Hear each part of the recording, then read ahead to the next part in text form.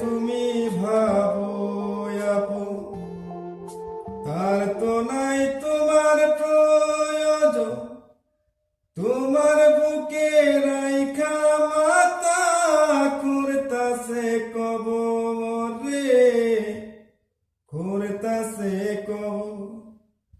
মানুষ বড়ই স্বার্থপর রে, বড়ই স্বার্থপর। বুকের মাঝে জায়গা দিলে যতন কইরা ভাঙে রে অন্তর, বুকের মাঝে জায়গা দিলে যতন কইরা ভাঙে রে অন্তর।